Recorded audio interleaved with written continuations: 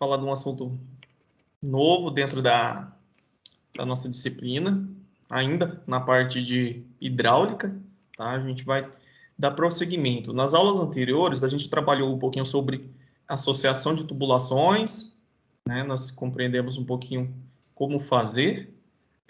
Falamos na aula anterior de reservatórios interligados e hoje a gente vai trabalhar um pouquinho sobre estação elevatória, tá? Vamos começar a falar sobre isso.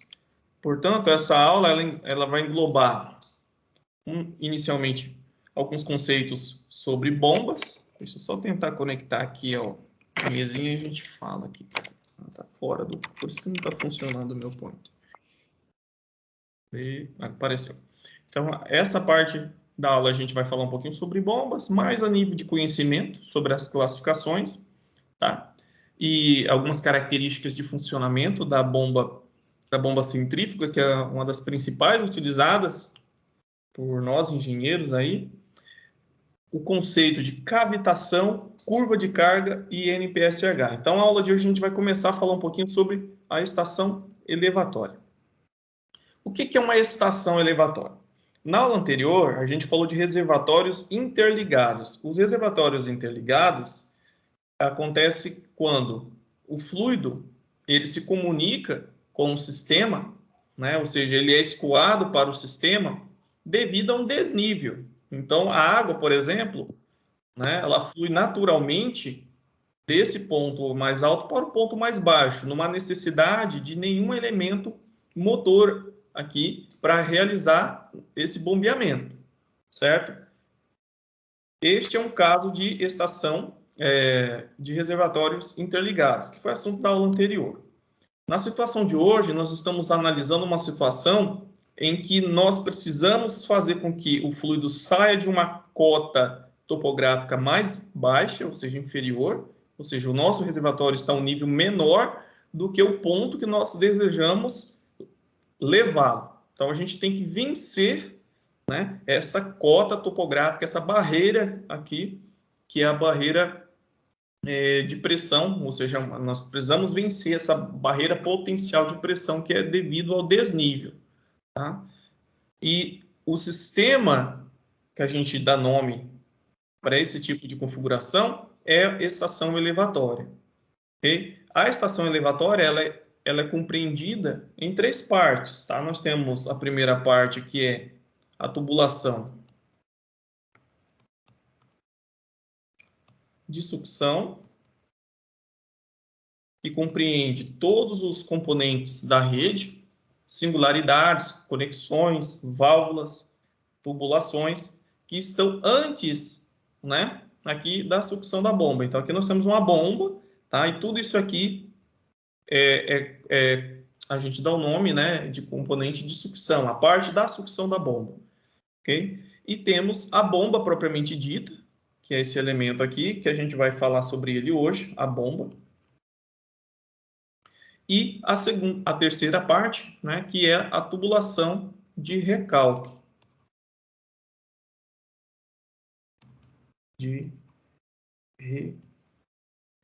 É bom vocês guardarem esse nome recalque, tá? Que é o termo usado quando nós estamos nos referindo a essa parte da tubulação que está aqui na saída da bomba, né? Após o fluido ganhar energia, ele é recalcado, ou seja, ele sai da bomba com essa energia.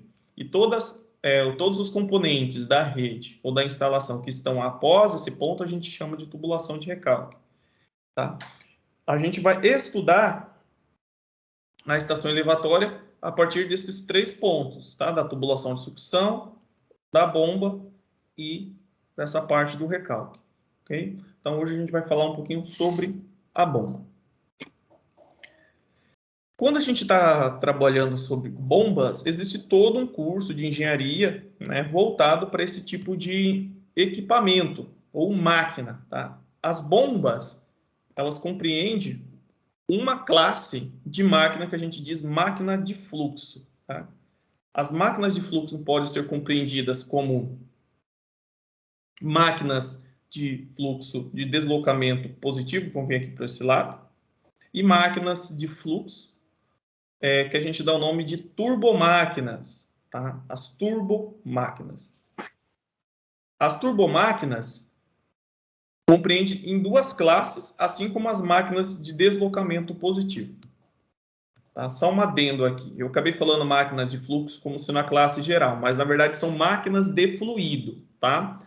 As máquinas de fluido são divididas em duas classes. Aí nós temos as máquinas de deslocamento positivo e as turbomáquinas. Por que máquinas de fluido? Porque quando eu falo máquinas de fluido, eu estou englobando tanto os gases quanto os líquidos, tá? Opa, pegar uma caneta aqui de outra cor. Então, máquinas de fluido. Gases, engloba as máquinas que trabalham com gases e trabalham com os líquidos. Aí, como eu já estava dizendo, aí temos duas classificações gerais, sendo que quando nós nos voltamos aqui para as turbomáquinas ou máquinas de fluxo, nós podemos ter as máquinas hidráulicas, que são as bombas, ok? Então, as bombas é um tipo de máquina de fluido, porém hidráulica, que pode ser classificada como turbomáquina. Ou nós temos uma outra classificação de máquinas hidráulicas, que são aqui dentro desse conceito de máquinas de deslocamento positivo. Eu já vou explicar cada terminologia aqui. Tá? Então, existe um grande grupo. Os compressores, eles entram dentro dessa classificação de máquinas de fluido. Tá? Aí nós temos classificações para gases semelhantes, turbomáquinas que trabalham com os gases, né, e máquinas de deslocamento positivo que também trabalham com os gases. Só que o nosso foco é as máquinas hidráulicas, ok? Também temos as máquinas térmicas. Aqui, pessoal, as máquinas que trabalham com os gases não estão aqui dentro de forma destacada, mas sim, os compressores se compreendem aqui dentro desse meio. Vou colocar aqui compressores. Nesse caso, é turbocompressores, tá? E aqui também nós temos os compressores também. Qual que é a diferença de uma máquina hidráulica para uma máquina térmica? Tá? Basicamente, quando nós estamos trabalhando com a máquina térmica, a densidade do fluido, no caso da máquina hidráulica, é desprezível, ou seja, a variação, tá? A variação da densidade. Por que a densidade, essa variação é desprezível, é próxima de zero? Porque nós estamos trabalhando com líquidos. Os líquidos, como já citei no início do nosso curso, líquidos são fluidos considerados fluidos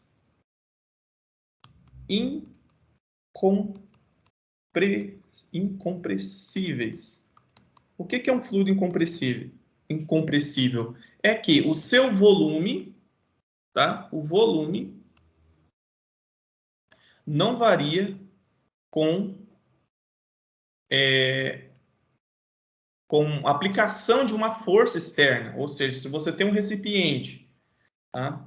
Aqui tem água, por exemplo, dentro desse recipiente. Aí você tem um êmbolo aqui e aplica uma força nesse êmbolo para aumentar a pressão desse fluido. Então, se você aplica essa força externa sobre essa área, você basicamente não vai perceber nenhuma variação no seu volume. E o conceito de densidade, que é o ρ, é massa por volume, tá? Ou seja, a massa do fluido que está dentro desse volume desse recipiente. Portanto, se ao aplicar uma força externa, a massa é constante, né? Nós não vamos retirar aqui. E o volume também não varia, então a gente diz que a variação da massa específica é praticamente nula, tá? Então, as máquinas hidráulicas possuem variação desprezível de massa específica, enquanto as máquinas térmicas, compressores, trabalham com fluidos ditos compressíveis. Há uma variação do volume com a aplicação de uma força. A gente reduz o volume, né, e substancialmente ganha-se na pressão. Beleza. Feito essa conceituação, eu quero que vocês compreendam esses dois conceitos. O que é uma turbomáquina ou máquina de fluxo e o que é uma máquina hidráulica de deslocamento positivo. Nessa imagem aqui ficou sem espaço, mas vou colocar aqui uma máquina de fluxo. Aqui nós temos um exemplo de uma máquina de fluxo. Ou turbobomba. Opa, turbomáquina.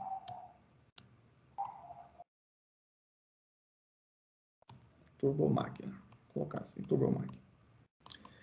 Pessoal, o conceito de uma máquina de fluxo está correlacionado ao princípio físico associado ao aumento da pressão. Como que uma bomba aumenta a pressão, tá? As máquinas ditas turbomáquinas, elas aumentam a pressão do fluido, tá? A partir da energia cinética. Então, nós temos o que a gente chama de energia cinética. Essa energia cinética é convertida em energia de pressão. Enquanto as máquinas de deslocamento positivo, as máquinas hidráulicas, no caso, elas aumentam a pressão do fluido a partir de um aumento, a partir de uma aplicação de uma força em um volume restrito. Então, aqui está mais associado ao aspecto de aplicação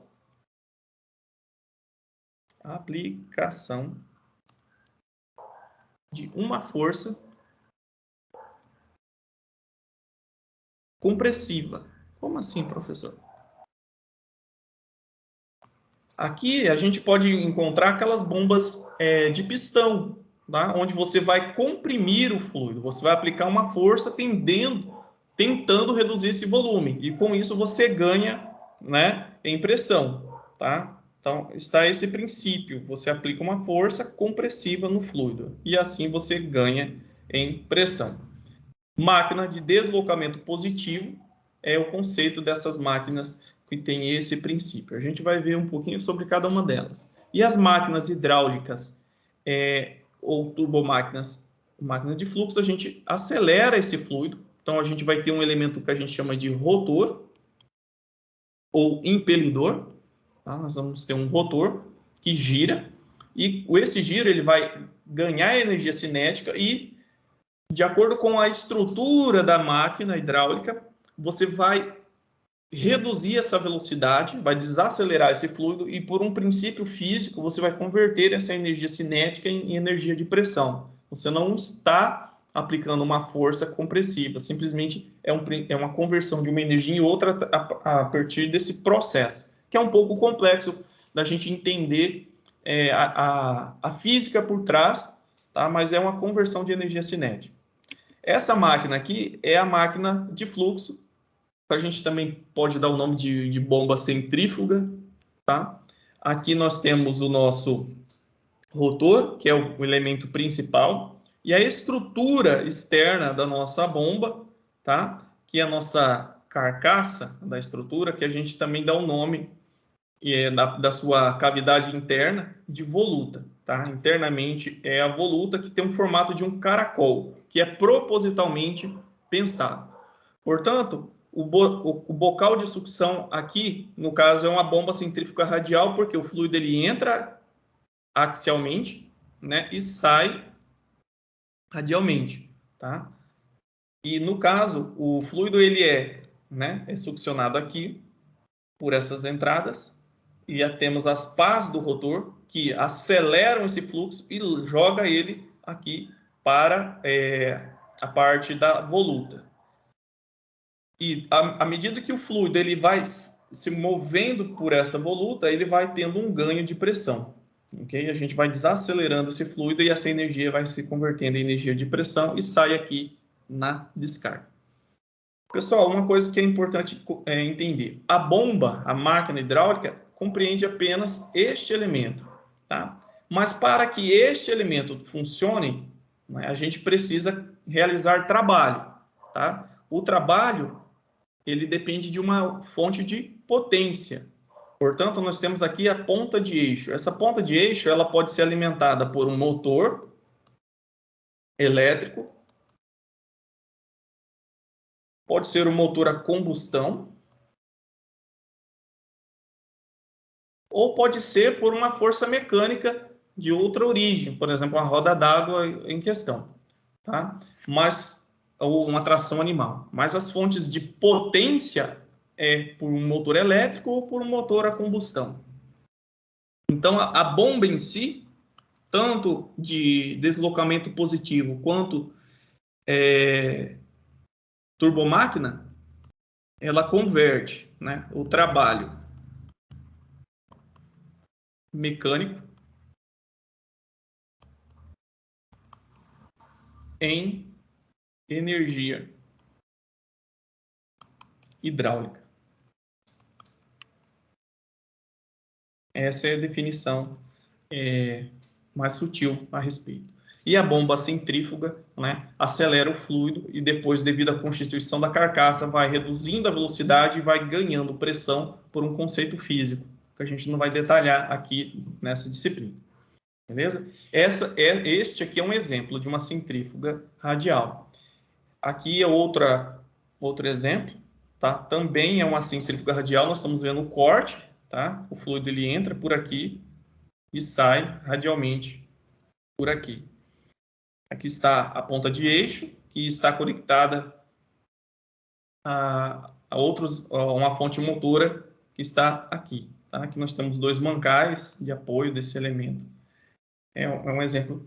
Tá? E nós podemos ter também, pessoal, de múltiplos estágios. Eu acabei não colocando aqui nesses slides aqui, mas nós podemos ter vários rotores em linha. Tá? Então, podemos ter uma configuração, por exemplo, em 3 estágios.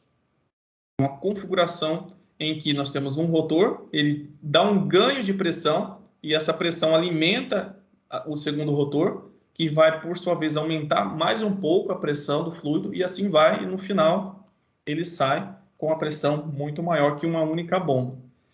Isso pode ser em uma única carcaça ou a gente pode ter associação de bombas, que a gente vai ver isso mais à frente, tá? Associação de bombas. A gente coloca, por exemplo, a descarga dessa bomba alimentando a sucção da outra. Isso tem uma limitação a depender da estrutura da bomba que você vai estar alimentando, tá? Porque como esse fluido já vai ser com uma energia de pressão, a estrutura da segunda bomba tem que ter uma carcaça capaz de suportar essa pressão de trabalho, além da que ela já vai fornecer para o fluido. Mas isso é assunto mais para frente. Aqui são alguns exemplos de bombas de deslocamento positivo. O fluido, ele ganha energia de pressão a partir do momento que você aplica uma força compressiva. Imagina que você tenta espremer o fluido. Aqui nós temos, por exemplo, uma bomba de parafusos, uma bomba de lóbulos, de diafragma, aqui de palhetas, entre outros, tá? Esses exemplos aqui a gente não vai entrar muito, mas fica aí como uma atividade de pesquisa para vocês. Como é o funcionamento de uma bomba de deslocamento positivo? Aqui temos vários exemplos, tá? Cada aplicação dentro da indústria tem um tipo de bomba mais adequado. Por exemplo, essa bomba de lóbulos, ela é adaptada para aplicações em hospitais, por exemplo, em equipamentos de hemodiálise, tá? Onde você precisa bombear o fluido. Então, aqui nós temos os lóbulos e, claro, o sangue não pode estar em contato diretamente com os lóbulos da bomba. Então, há uma tubulação aqui de material flexível, como um polímero, né? Então, o sangue passa por aqui. Ele é apertado aqui dentro da própria tubulação, impedindo um contato direto mecânico entre as partes, entre outros. Tá? Vamos lá. Essa bomba aqui de engrenagens é bem utilizada em equipamentos de laboratório, quando você quer trabalhar com vácuo, ultravácuo, ou seja, succionar o ar de dentro de um determinado espaço a um nível de contagem das moléculas que estão ali dentro. Temos essa aplicação. Mas As bombas centrífugas são as mais utilizadas no campo da hidráulica. Seja para succionar, para elevar esgotamento sanitário, bombear água para uma cidade, tá? Então, as bombas centrífugas são as mais utilizadas. E a gente vai entender um pouquinho de um problema sério que nós, engenheiros, no dimensionamento de um sistema hidráulico, uma instalação hidráulica, precisa considerar quando se trata desse tipo de equipamento. Então, vamos lá. Que é a cavitação. Antes de entrar no conceito de cavitação, o que é a cavitação, eu preciso fazer uma revisãozinha lá de física com vocês. A gente sabe o seguinte, que nós temos os estados da matéria, né, as propriedades físicas da matéria, dependem de condições de temperatura e pressão. Tá? Então, por exemplo, a água, ela está em estado líquido, ou sólido, ou vapor, a depender, obviamente, desse conceito fundamental da termodinâmica, que é temperatura e pressão. Portanto, nesse exemplo aqui, nós temos um recipiente, ok? E esse recipiente aqui, ele está com um fluido, né? E esse fluido tem algumas moléculas no estado gasoso. Se você continuar apertando ele, comprimindo ele até certo ponto, essas moléculas que estão no estado gasoso vão se converter, na verdade, em líquido. Tá? Pressão, volume, nRT.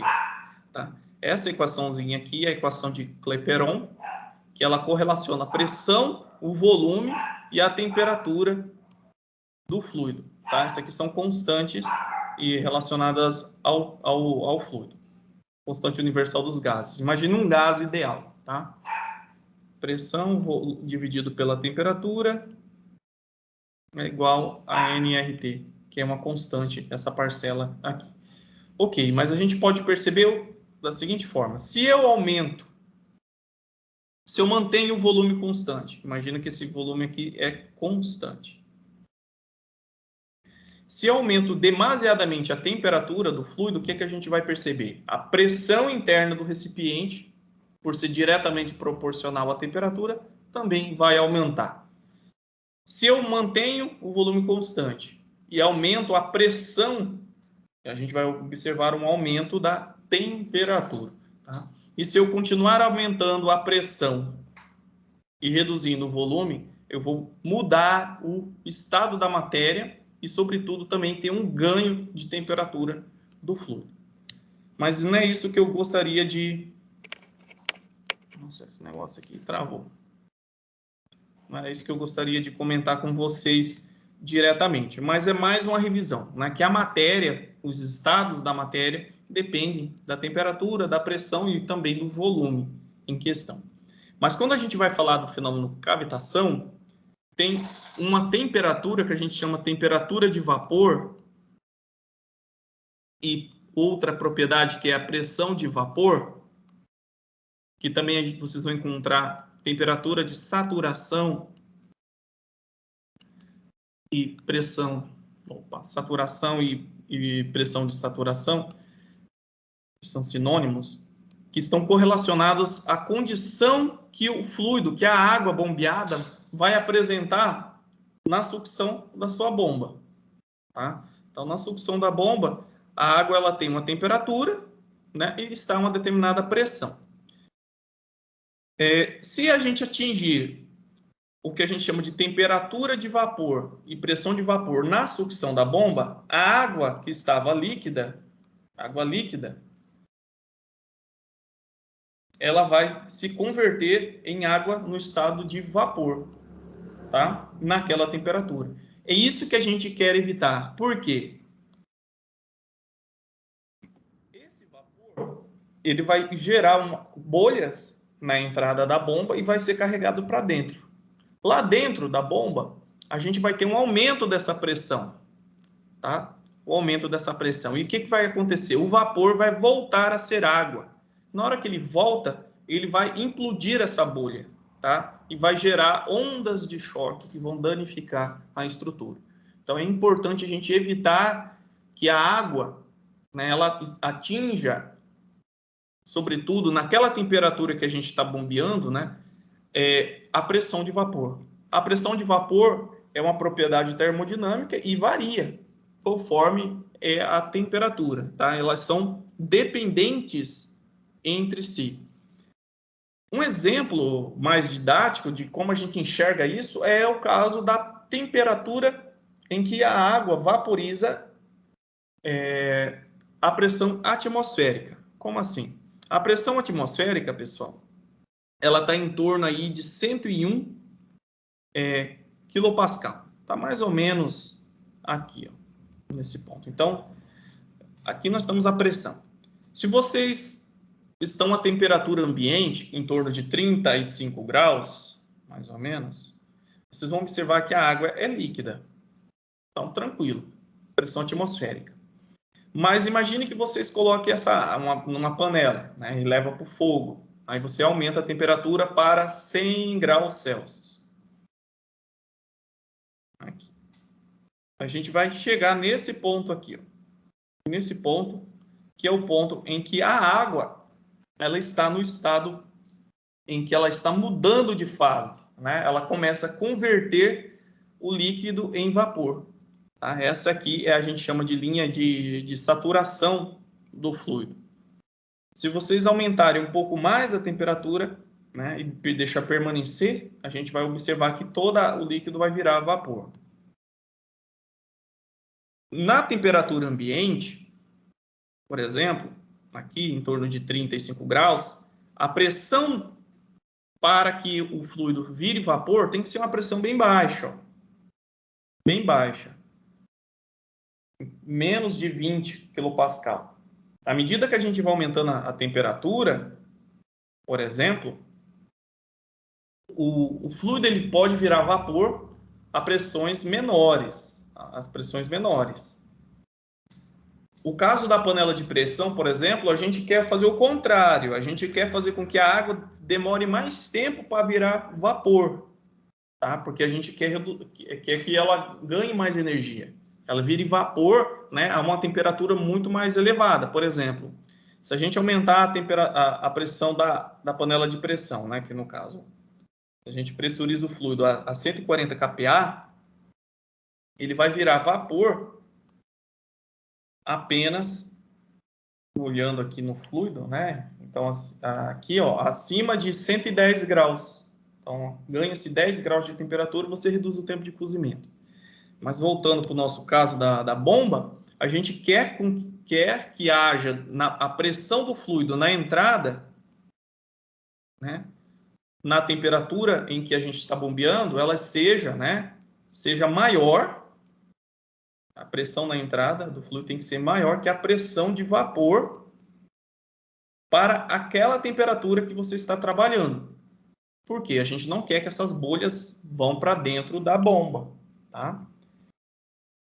Vamos deixar essa imagem para outra oportunidade. Não vou trabalhar com esse conceito, mas eu acredito que vocês já entenderam esse conceito. Então, nós temos aqui, por exemplo, o rotor da bomba centrífuga, né? No momento que a bomba está rotacionando, o que vai acontecer? Né? A gente vai gerar o que na entrada da bomba? A pressão na entrada, na admissão da bomba, vamos ver se eu tenho um desenho mais legal. É isso aqui, ó. Aqui está a tubulação e o fluido está entrando. A pressão que é gerada aqui na entrada é uma pressão de entrada menor que a pressão atmosférica. Imagine que você está coletando de um reservatório. Portanto, o que vai acontecer? A pressão externa vai fazer com que o fluido ele venha para dentro dessa bomba. Tá? Então, a bomba rotacionando ela vai gerar um mini vácuo aí. Tá? A gente fala vácuo, toda a pressão está abaixo da pressão atmosférica. Tá? Abaixo da pressão atmosférica de 101 kPa, a gente considera abaixo dessa pressão o vácuo. Beleza? Então, aqui vai gerar uma pressão menor que a pressão atmosférica e, portanto, a pressão externa vai empurrar o fluido para dentro da bomba. Só que se essa pressão for menor que a pressão de vapor, o que a gente vai perceber? Que vai começar a gerar bolhas de vapor. O líquido gera bolhas de vapor. Vai haver líquido e bolhas de vapor entrando ao mesmo tempo. No momento que esse fluido é carregado para dentro da bomba, a gente vai observar que vai aumentar a pressão do fluido, naturalmente, porque essa é a função. E vai haver uma compressão dessas bolhas, né? E vai também haver a mudança de fase dessas bolhas. No momento em que essas bolhas implodem, explodir para dentro, vamos assim dizer. Explodir é para fora, implodir é um processo inverso, para dentro. E vai gerar o quê? Jatos de água. Esses jatos de água de alta velocidade e altas energias vão produzir ondas de choque. E essas ondas de choque, quando essas bolhas implodem próximo à superfície do nosso rotor, vai criar, com o tempo, claro, isso não acontece de uma hora para outra, mas com o tempo, desgastes, erosões na superfície do nosso rotor. Isso, com o tempo, vai danificar e vai fazer com que o equipamento perca a sua capacidade de bombeamento, a sua eficiência. Aqui estão algumas imagens que nós temos de equipamentos que estão danificados por cavitação. Tá? O primeiro sinal a gente percebe é uma oscilação no bombeamento do nosso fluido. A gente pode, com o tempo, ouvir alguns ruídos. E ao longo do tempo a gente vai observar que a bomba não vai conseguir mais bombear o fluido a uma altura que estava previsto no catálogo do fabricante. Tá? Então a gente tem que prevenir este elemento. E como que a gente previne isso, professor? Aí a gente entra aqui no conceito de NPSH. Agora entramos na hidráulica propriamente dita. Tá? O que é o NPSH? Vem do inglês Net Positive Suction Head. A tradução literal, a gente acaba não conseguindo entender, né? Sucção aqui líquido, né? Sucção líquida, sucção positiva líquida na cabeça. Não dá para traduzir literalmente, mas a gente pode entender o seguinte, que essa palavra head vem de altura, tá? Altura da coluna de fluido. E sucção positiva está associada à altura de fluido que vai gerar uma energia positiva na sucção, uma energia de pressão líquida, né? Positiva na entrada da bomba. Então, o que eu posso traduzir isso em termos mais compreensíveis? O NPSH pode ser entendido como a altura líquida, altura de líquido, vem aqui do termo head, altura líquida de sucção positiva. Altura líquida de sucção positiva. É a altura de coluna de fluido na sucção que vai gerar uma pressão positiva. Né? É uma pressão que vai fazer com que o fluido esteja a uma pressão na entrada da bomba acima daquela pressão de saturação naquela temperatura de trabalho, ou seja, não vai gerar bolhas.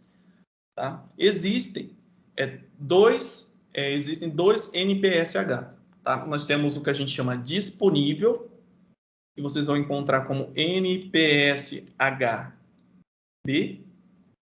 e o NPSH requerido, que é o NPSH-R.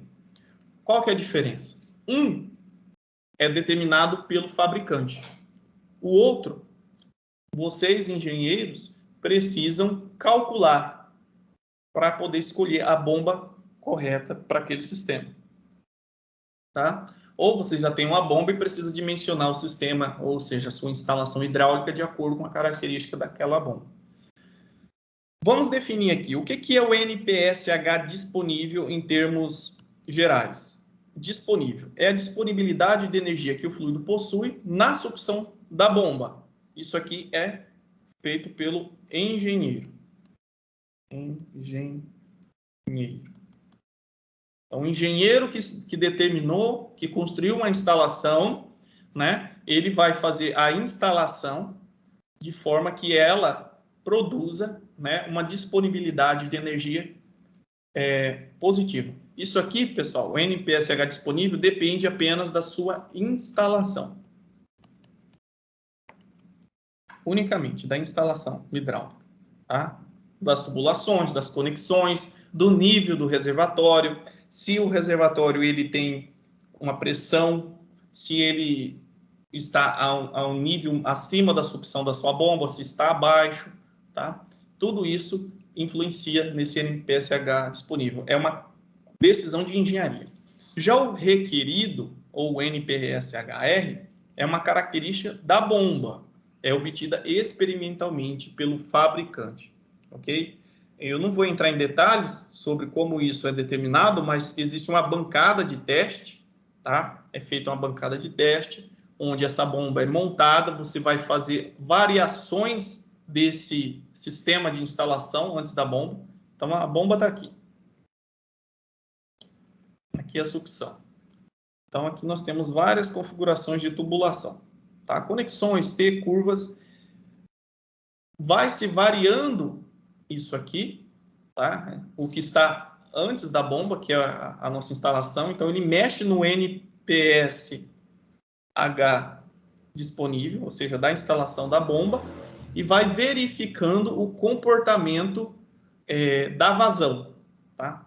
Então, verifica-se qual que é a vazão de recalque, ou seja, vazão. E vai traçando isso. Traça-se o que a gente chama de curva, tá? Verifica-se curvas com diversos comportamentos. O valor do NPSH é considerado, né? Por exemplo, o NPSH é considerado para quando a gente mexer aqui na instalação, a vazão variar em 3%. Tá? Então, por exemplo, se a gente tem uma determinada vazão, a gente vai ter um determinado NPSH requerido. Tá? Por quê? Na hora que a gente foi fazer o teste da bomba, né, para produzir essa curva, foi naquela vazão que o fluido apresentou 10% de redução na altura de elevação.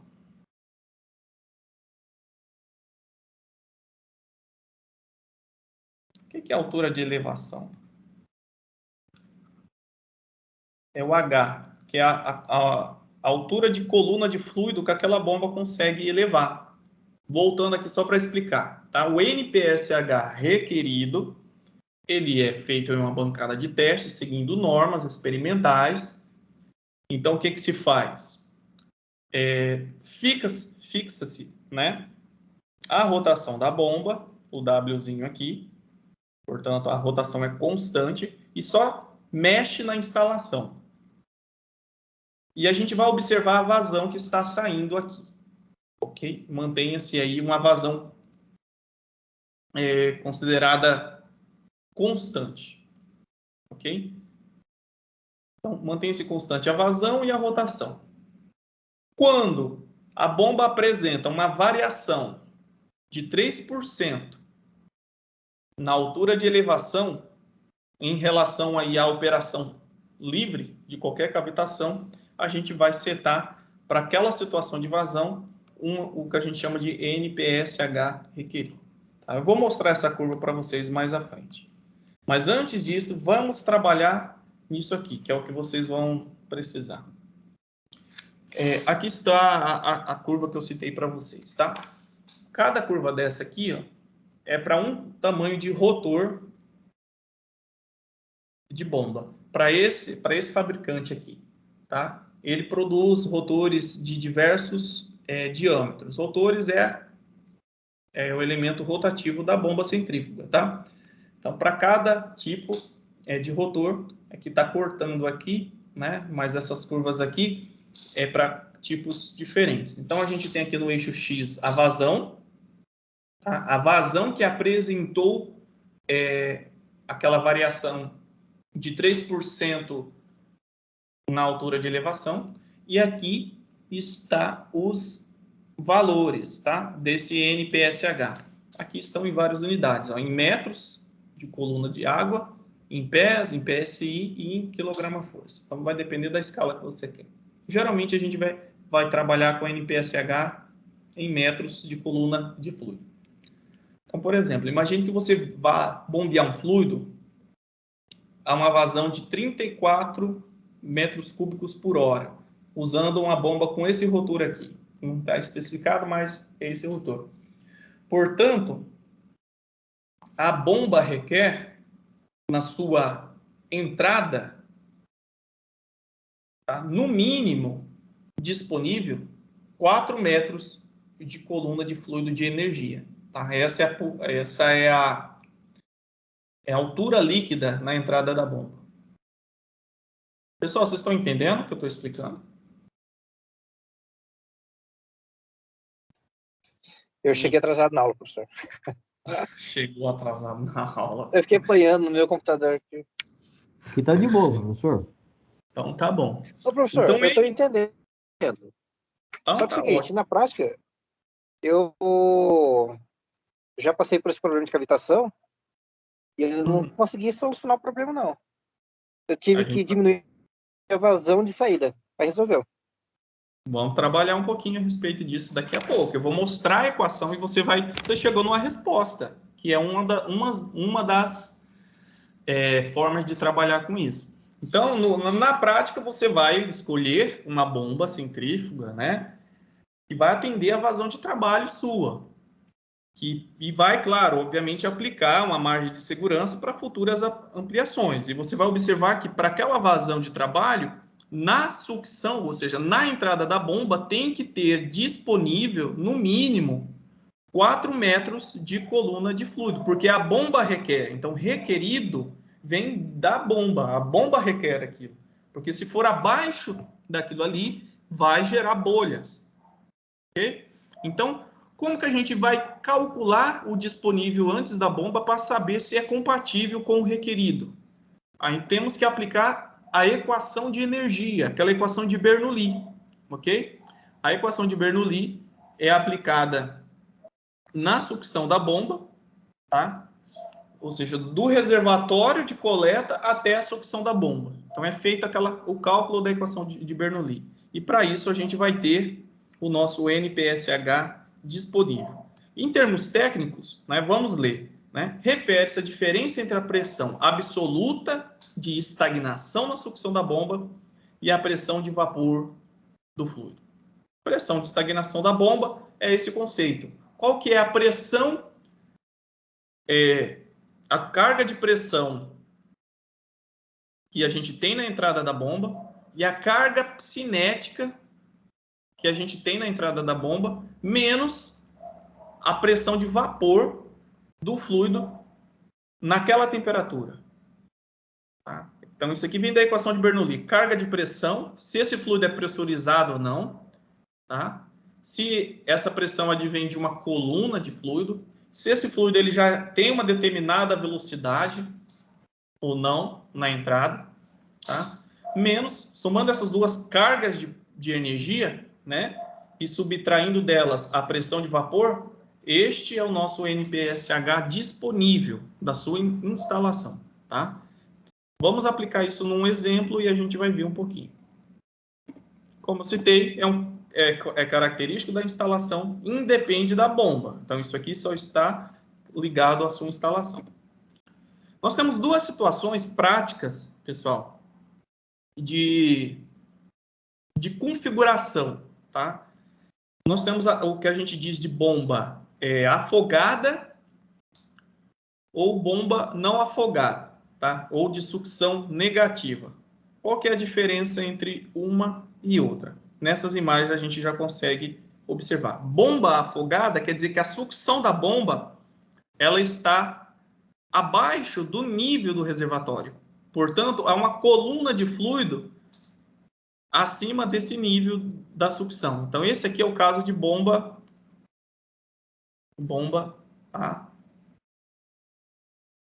afogada.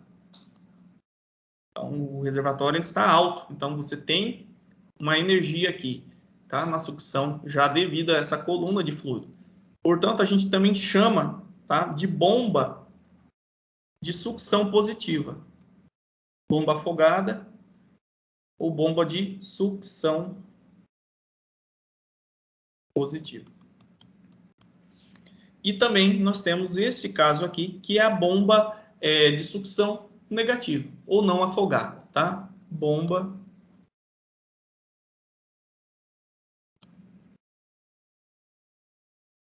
afogada. Sucção negativa. Quando eu falo negativo e positivo, estou relacionando a uma referência, tá? A cota topográfica de referência é essa linha que está aqui, ó, a paralela ao eixo central da tubulação que está conectada à sucção da bomba. Então, isso aqui é o nosso Z igual a 0, tá? É essa cota.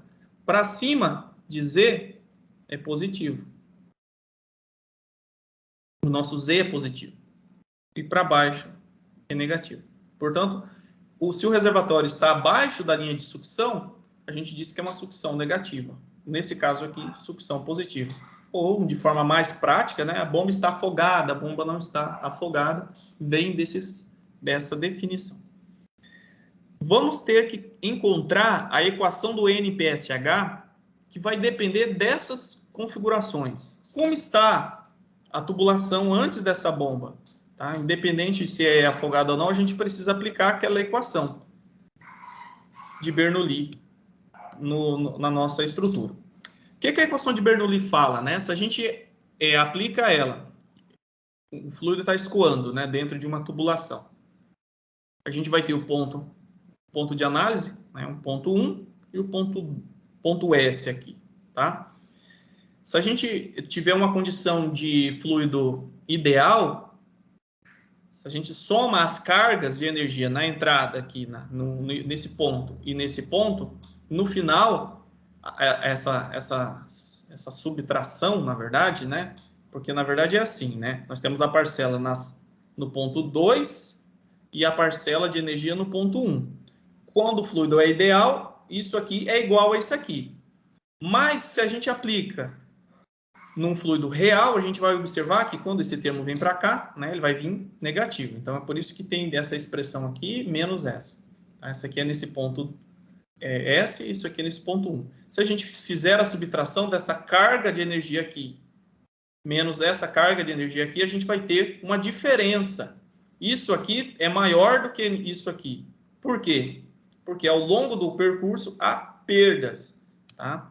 Então, esse H perdas aqui, pessoal, ele está escrito H perdas, mas é o nosso delta H total lá, que é as perdas de carga total que nós estávamos trabalhando ao longo do curso. Tá? Isso aqui é só uma equação que foi extraída de uma outra referência que usa essa sintaxe da equação. Então, nós vamos fazer isso, pessoal. Nós vamos aplicar essa equação para uma situação não afogada e para uma situação afogada. E obter o que a gente chama de NPSH disponível. Então, vamos lá. Vamos trabalhar aqui.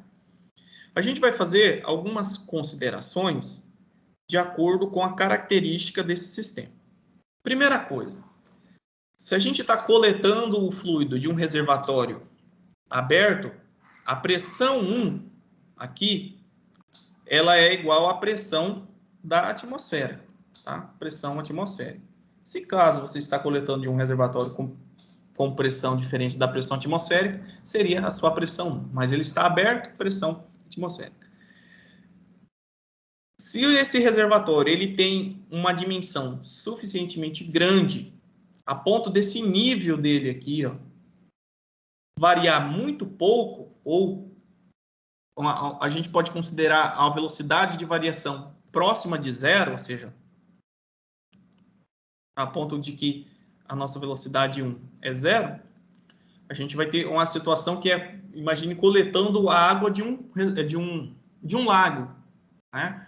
Portanto, o nível varia quase que pouco, né? Obviamente que essa situação, ela, em tempos de seca, né, ou um uso muito elevado desse reservatório, a gente precisa calcular a velocidade em que esse nível varia. Mas considerando uma situação de um nível praticamente constante, a velocidade nesse ponto aqui também é zero. Na equação geral, a gente tem esse Z1. Z1 é a altura do nível do reservatório, tá? A altura do nível do reservatório até a nossa referência Z0 aqui, tá? Que no caso aqui é H. E esse H é negativo, porque ele está abaixo desse ponto. Então, a gente vai chamar de Z1 igual a menos H. Fazendo essa mesma análise agora para a sucção, que é o ponto S, a gente vai ter a seguinte consideração. A pressão PS, ela é diferente da pressão atmosférica, tá? A gente não pode fazer essa simplificação, porque o fluido ele sofreu modificação na sua pressão ao longo desse escoamento. Então, PS se mantém. A velocidade do fluido também é diferente de zero, porque o fluido ele foi succionado, ele ganhou uma energia cinética nesse ponto. A cota ZS é igual a essa cota do nível zero aqui. Então, ZS, nesse ponto aqui, é igual a zero. Fazendo a substituição dentro da equação, a gente vai obter a equação do NPSH disponível, tá? Que é essa expressão aqui. Vamos lá, vamos substituir os elementos que eu acabei de definir para vocês. Então, essa primeira parte vai ficar pressão atmosférica dividido por ρg, perdão. A velocidade é nula, então isso aqui é zero, e o nosso Z é o nosso menos H. Então, esse termo aqui não é mais, é menos. Menos H. Isso é a primeira parte. A segunda parte vai se manter essa primeira parcela, isso aqui é zero. Portanto, vai ser menos PS ρg mais a velocidade na sucção ao quadrado, 2 vezes g. Isso aqui é igual às perdas. Vamos isolar os termos da expressão, deixando isso... Professor. Oi. Por que que o ZS ele não é, ele foi excluído? Porque a gente considera como a nossa linha de referência essa linha tracejada que está considerando aqui a entrada da bomba, tá? Então, o que é o nosso Z, voltando para o nosso desenho, né? O Z é essa linha aqui, É a altura. Z0. Tudo que está acima, tudo que está abaixo. Como a altura, que é o nosso ZS, na sucção da bomba é igual ao Z0, ele vai ser zero. Beleza? Entendi. Beleza. E voltando aqui, a gente vai deixar essa parcela aqui, tá? Então, vai ficar a pressão na sucção, mais a velocidade do fluido na sucção, 2G. Vou passar esse termo para o outro lado. Claro, não podemos esquecer que nós temos um menos aqui, né? Mas eu já vou fazer a multiplicação por menos 1 depois, para ele sumir. Então, quando eu passo essa parcela da equação, vamos ver aqui, meu algebrismo. A pressão atmosférica menos H menos isso aqui. Se eu mantenho isso, na verdade eu vou fazer o contrário. Eu vou deixar isso aqui, vou mandar isso aqui para o outro lado, então ele vai vir positivo, vai ficar sozinho, e esse H perdas vem para cá, ele está positivo, ele vem para cá negativo. Então esse termo aqui vai permanecer da forma como está. Pressão atmosférica menos H, O vezes G, isso aqui vem para cá, negativo. Menos as perdas. Pessoal, aqui surge a equação do NPSH. Como assim, professor?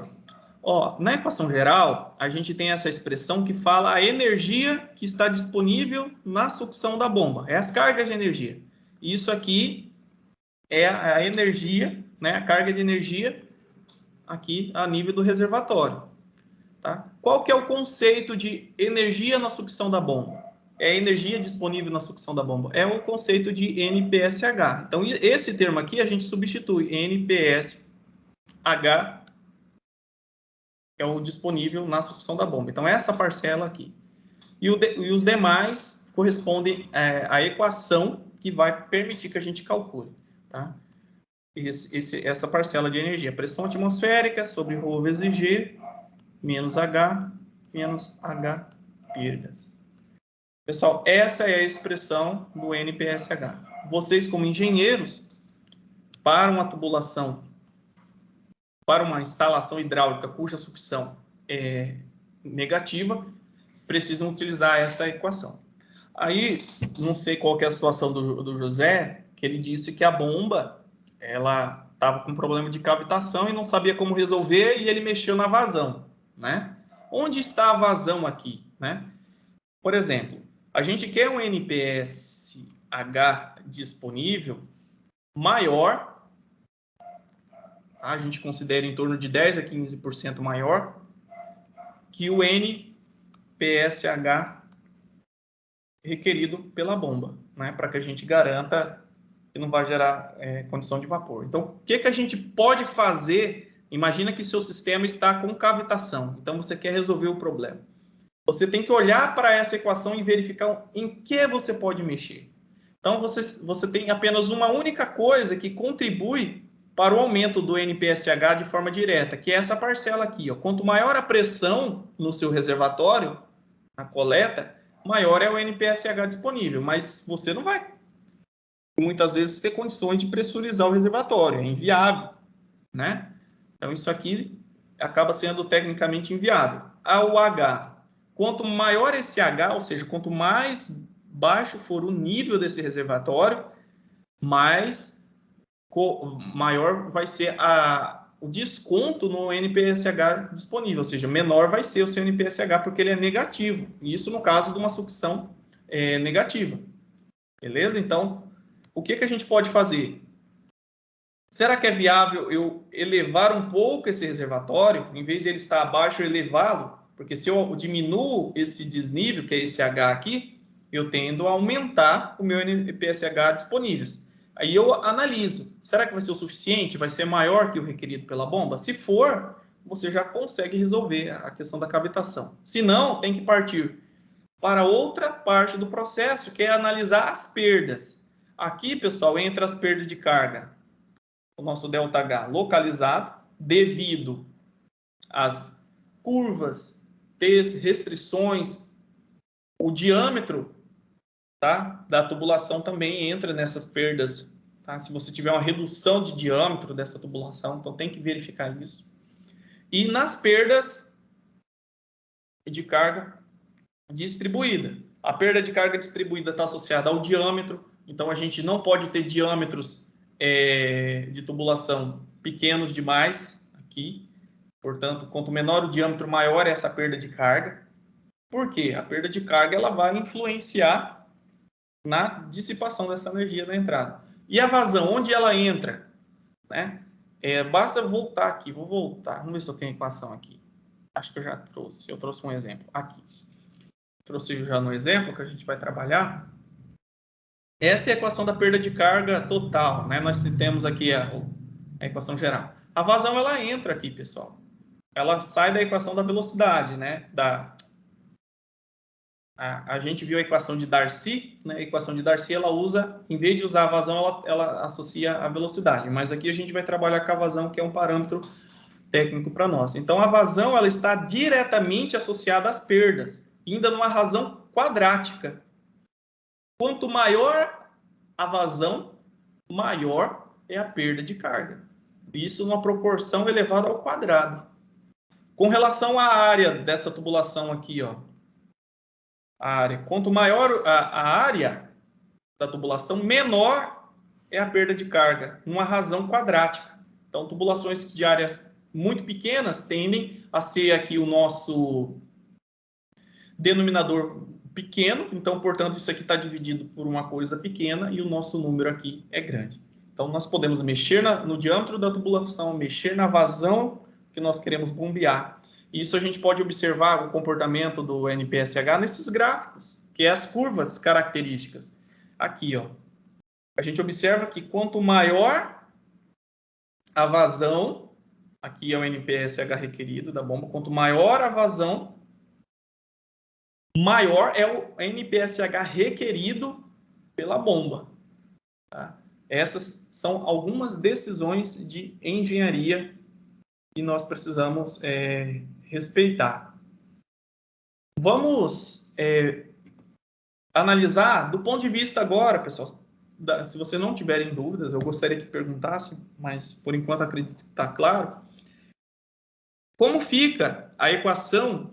Pessoal, isso aqui, vocês como engenheiros têm que aplicar para cada sistema de tubulação que vocês têm. Tá? Então, isso aqui é particular, mas dependendo do tipo do nível do reservatório, vocês podem aplicar a equação direta. Se a gente usar o mesmo conceito de que o nível do reservatório varia pouco e ele está aberto para a atmosfera, e que agora o nosso H ele vai ser positivo porque ele está acima, tá? E o nosso ZS continua sendo zero, porque ele é a nossa referência inicial, a gente vai ter a seguinte expressão, ó, o NPS... Opa, por que eu coloquei em H? O NPSH disponível para uma sucção positiva, agora a gente vai ter uma expressão similar à anterior, só que agora o nosso H, em vez de ser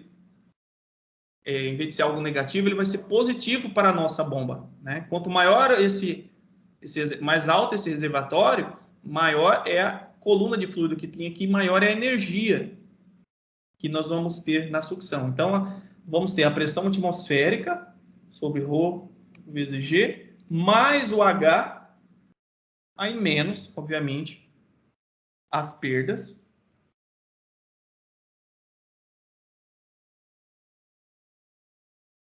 As perdas que havia na instalação. Tá? Essa é a equação que representa esse elemento. Nós temos que fazer uma consideração aqui. Bom, isso aqui é a pressão atmosférica. Só para não dar um passo muito grande. Isso aqui é zero, que é o nível do reservatório. Isso aqui é mais H. Ok. O ZS,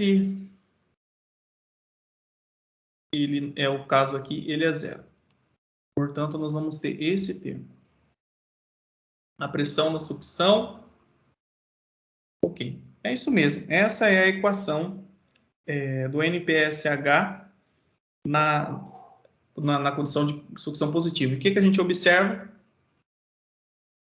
E a altura de elevação ela contribui. Portanto, essa é a configuração mais favorável para evitar a cavitação do nosso sistema. Tá? Aí, pessoal, claro, em reservatório fechado, aí a gente tem que somar a pressão manométrica, a pressão atmosférica no nosso caso. Beleza? O que a gente pode adaptar também, que pode contribuir para essa situação aqui? A gente pode subtrair aqui, pessoal, também vocês podem encontrar equações que colocam aqui a pressão de vapor do G, mas isso não é necessário, tá? Esquece essa parcela aqui, mas vocês podem encontrar essa equação, que a pressão de vapor, ela corrói a energia na sucção da bomba, tá? Quanto maior for essa pressão de vapor, mais difícil é a gente conseguir atingir o NPSH disponível. Mas nesse exemplo aqui a gente não precisa considerar, basta pegar a equação na forma como está. Acho que tem alguém com o microfone ligado. Ah, desliguei aqui. Vamos lá, pessoal. Vamos voltar. Tá quase acabando, pessoal. A parte conceitual tá quase acabando.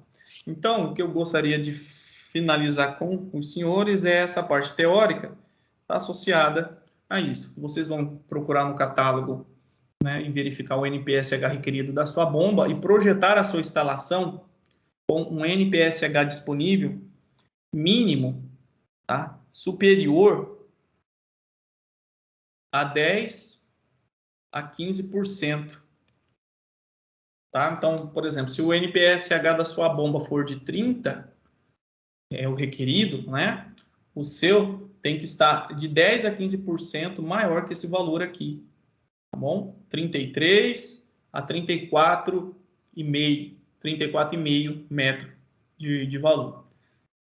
Imagina uma situação em que você não tem a disponibilidade de consultar o catálogo, porque aquela bomba ela já saiu de linha, você importou, não conhece os dados técnicos. Existe uma forma que é aproximada, que é usando a equação de Thoma, que usa, né, o cálculo. Você primeiro calcula o NPSH disponível, divide pela altura, tá, de elevação que você quer fazer esse transporte de fluido.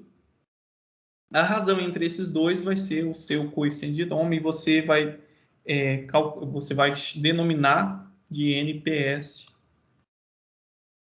requerido da sua bomba, tá? Mas esse aqui é um método pouco eficiente, então é um procedimento que a gente acaba não utilizando muito, porque a maioria dos equipamentos que nós possuímos já tem os catálogos, tá? Mas se caso não tem, queira fazer uma estimativa, você faz o bombeamento, né? Eleva o fluido a determinada altura e divide pelo... Na verdade, se divide o NPSH disponível na sua linha pela altura de elevação do seu fluido, né? E você vai observar esse valor que é o nosso aproximado NPSH requerido. Aqui nós temos duas curvas características. Na aula que vem eu vou trabalhar um pouco mais com os senhores, mas, sobretudo, hoje nós vimos essa curva característica de NPSH, mas nós temos várias curvas características. Nós temos essa aqui, que é a altura de elevação da bomba em função da vazão, conforme a potência do nosso motor. A gente vai ver as equações de como calcular isso. E aqui o NPSH requerido. Um resuminho das equações, eu vou mandar essa apresentação para vocês, ok? E vou trabalhar nesse exercício e vou sugerir no final para que vocês possam resolver, tá bom? Mas basicamente o que nós temos, né? Nós temos esse sisteminha aqui, que é uma bomba de sucção negativa, né? A gente já pode ver que está abaixo do nível. E vamos ler qual que é a situação. A água é captada em um lago e é elevada até a planta de lavagem por meio de uma bomba centrífuga. Então, na verdade, aqui é uma lavagem de minério. Não está especificando, mas a água é captada desse lago e é elevada até uma planta de lavagem por meio de uma bomba centrífuga. No período de estiagem, o nível do lago diminui e pode ocorrer a cavitação da bomba. Se esse H aqui chegar a um valor crítico, né, a ponto de prejudicar tanto o nosso NPSH disponível, a gente percebe que, como é uma sucção negativa, se ele for muito baixo, o nosso NPSH disponível pode atingir valores que sejam inferior ao requerido pela bomba. Então, aqui, essa afirmação. Sabe-se que durante a operação normal de captação, o desnível entre a sucção da bomba e a superfície do reservatório é de 1 metro. Então, esse desnível aqui, na condição normal, é de 1 metro. A vazão de processo deve ser mantida a 60 metros cúbicos por hora para uma eficiência de lavagem do minério. Aí tá. Ok. Nessa vazão, a bomba requer 2,5 metros de NPSH. Então, isso aqui é o NPSH requerido da bomba, fornecido pelo fabricante. A tubulação de sucção possui um diâmetro de 3 polegadas. Aqui está a informação em metros. Ele é liso, tem um comprimento de 18 metros, além das singularidades, que são as conexões, né, que somam um comprimento equivalente de 16 metros. Considerando uma margem de segurança de 10% em relação ao requerido, então ele quer um NPSH disponível com 10% a mais, né? Ou seja, porque está associado a essa equação, né? O nosso NPSH disponível tem que ser igual ao NPSH requerido, multiplicado aí por um fator de segurança de 10 a 15%. Então, o exercício ele considera aí um valor de 10% em relação ao requerido. Então, com base nessa situação, qual é a maior variação de nível permitida no lago sem que ocorra cavitação? Que é um nível menor. É quando o nosso NPSH requerido, né, ele atinge o seu valor máximo. Tá? Então, quando na verdade, o disponível atinge o seu valor mínimo, né, a gente vai subtrair de tal forma que ele vai chegar no valor mínimo. Analise qual é a maior variação de nível permitida no lago. Então, ele quer saber esse nível aqui. Aqui temos os dados, a temperatura da água a 30 graus Celsius, nós temos a pressão de vapor, né, de 4,24 kPa. Porque isso aqui é importante, né, para a gente comparar, né, se na situação em questão atinge-se a condição de cavitação. Será que a minha pressão disponível ela é igual à pressão de vapor para aquela temperatura? Se a gente fizer essa subtração, né, aí a gente tem o nosso NPSH disponível. Então vamos lá para o problema.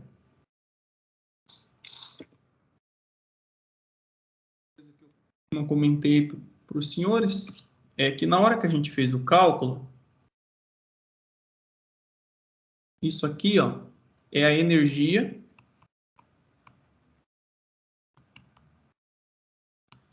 disponível na sucção, ok? E o NPSH disponível é a energia disponível na sucção menos a pressão de vapor, tá? Está associada às equações que a gente definiu anteriormente. Então, naquela hora que eu comentei, né, esse termo aparecia nas expressões, porque é a equação completa, tá? Então, vamos lá, vamos aplicar a equação aqui nesse problema. Temos mais os dados, ó, o fator de atrito da tubulação. Eu fui bonzinho com vocês, né, porque nesse caso aqui, se eu não fornecesse o fator de atrito, vocês teriam que verificar o número de Reynolds, verificar se esse número de Reynolds é acima do regime laminar. Se for do regime laminar, a gente tem que ir para o diagrama de Moody. Se não, a gente usa aquela relação de 64 sobre o número de Reynolds. Tá? O conteúdo, pessoal, ele não é... uma coisa não anula a outra, ele é cumulativo. Beleza? Então, vamos lá. Vamos calcular. O que nós temos aqui no nosso problema? Nós já temos o H, na verdade, nós queremos esse H. Nós temos a pressão de vapor. Nós temos a massa específica e a aceleração da gravidade, que é padrão, né? A pressão atmosférica é de 101 kPa. Só falta, para começar, calculando as perdas, tá? Então, vamos começar pelas perdas, aí depois a gente substitui na equação acima lá. Então, vamos lá, vamos calcular as perdas. As perdas é dado, tá? Aquela equação a gente já trabalhou anteriormente. Aqui ela está com uma carinha diferente, mas é a mesma coisa. Então, nós temos aqui a somatória das perdas de carga localizada e distribuída. Então, aqui entra aqui a somatória dos comprimentos, equivalente de todas as singularidades, mais o comprimento retilíneo da tubulação, dividido pelo diâmetro dessa tubulação, multiplicado pela vazão ao quadrado, 2 vezes G vezes A. Essa é uma das fórmulas. O exercício fornece todos os dados com relação à tubulação. É uma tubulação de 3 polegadas, ok? 3 polegadas, 0,0726. Eu esqueci de pôr aqui, tá? 0,0726.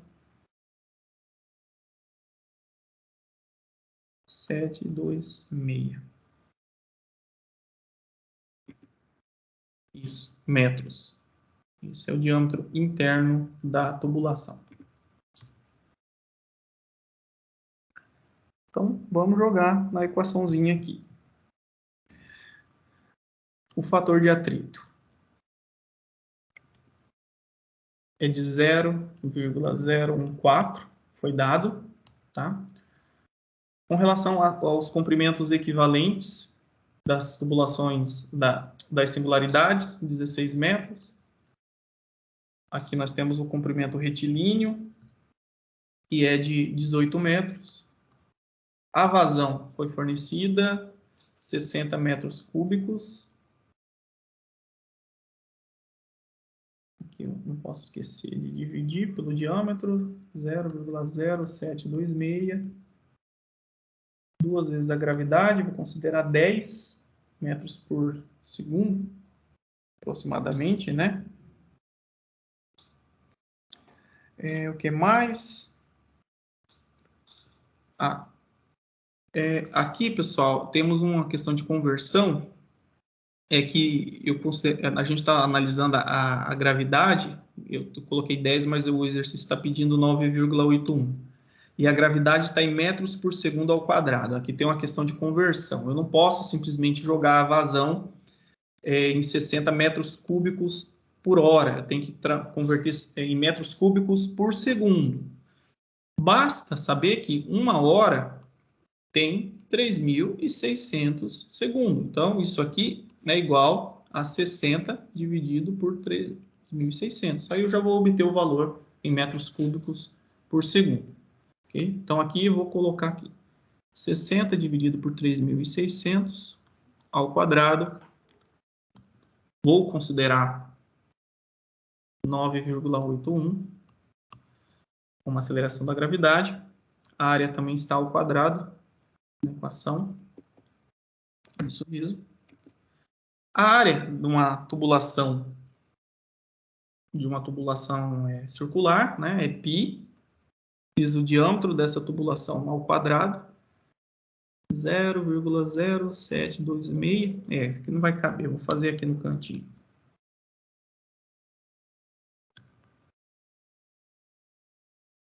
Aqui as perdas. Fator de atrito, 0,014. Por isso que é bom o quadro negro, pessoal. A gente não acaba não apagando as coisas de uma vez. Aqui eu estou somando os comprimentos equivalentes e dividindo pelo diâmetro. Aí eu multiplico pela vazão ao quadrado. A vazão eu converti em metros cúbicos por segundo. Isso aqui eu divido por 2 vezes a gravidade, 9,81, vezes a área da tubulação ao quadrado. Então, é π, o diâmetro é esse, ao quadrado, dividido por 4, e tudo isso ao quadrado de novo, considerando que a equação inicial aqui, ela eleva a área ao quadrado. Se vocês repetirem esse procedimento aí na calculadora, com calma, vocês vão encontrar uma perda de carga total de 4,25 metros. Agora, a gente vem aqui para a equação geral do NPSH. NPSH disponível qual que é a equação, né? A equação para o caso de um sistema de bomba de sucção negativa é essa equação. A gente deduziu na equação de Bernoulli essa parcela, tá, pessoal?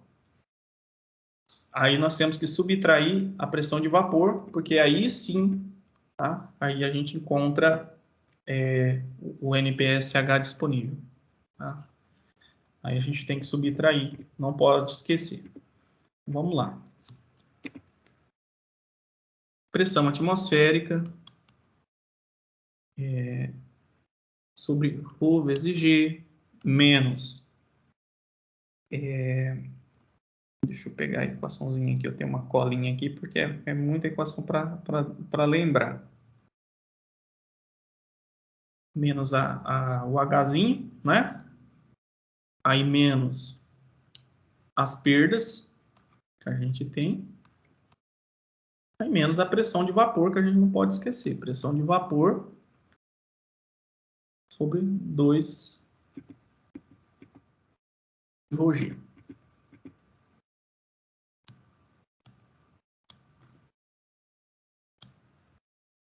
Vou exigir. Essa é a equação do NPSH disponível. Agora vamos só substituir. Vou colocar aqui para o canto para não ter problema. Eu não quero o NPSH disponível, né? Eu quero o H. Então vamos manipular essa equação antes, para não ficar aqueles números soltos. Deixar o H livre, que é o que a gente quer. Então ele vem para cá positivo e isso aqui vem para cá negativo. Vai ficar H, vai ser a pressão atmosférica, ρ vezes G, menos H, menos as perdas, menos a pressão de vapor, agora menos o NPSH disponível. O problema, ele ainda lembra que nós precisamos aplicar um fator de segurança de 10%, tá? Isso aqui, ó, vezes 1,1, tá? Por que 1,1? Isso aqui é porcentagem, né? Se eu multiplico isso aqui por 1,1, eu estou acrescendo 10%. Se eu multiplico isso aqui por 1, vai ser o mesmo valor. Então, 1,2, 20%. 1,3, 30%. Estou refrisando isso porque tive alguns alunos que perguntaram se não era só multiplicar por 0,1. Não, aí se eu multiplico por 0,1, eu reduzo o valor aqui, né? Reduz esse valor aqui a 10% do total. Então, aqui o nosso NPSH disponível vai ser o NPSH requerido vezes 1,1. Okay? Voltando aqui, a pressão atmosférica é de 0,1,3 kPa. A massa específica está aqui 998, tá? Isso aqui é padrão para água. Alguns trabalhos trazem 1000, mas é em torno... Vai depender aí da literatura, mas o valor mais preciso é 998, tá? Quilogramas por metro cúbico. É o valor da massa específica. Gravidade 9,81. A massa específica é a mesma coisa de densidade, tá? É outro termo que a gente usa, que é a massa sobre o volume. O H que a gente... Opa! O H não pode aparecer aqui de novo, se eu estou procurando ele. Ninguém está assistindo a aula, parece, né? Estou assistindo sim, professor. Tirei Eu o até ia H. questionar o senhor aquela hora que tinha a vazão ao quadrado e o senhor simplesmente mudou ao cubo. Aí fiquei pensando aqui como foi feito e tal, mas eu entendi, depois você consertou. Será que tinha colocado ao cubo? É verdade, às vezes eu fico tão sozinho aqui nessas aulas, dá pouca interação. Aí acabou trocando aqui, mas vamos lá. As perdas a gente encontrou, foi 4,25. A pressão de vapor o exercício fornece, né? Menos 4,24, meia.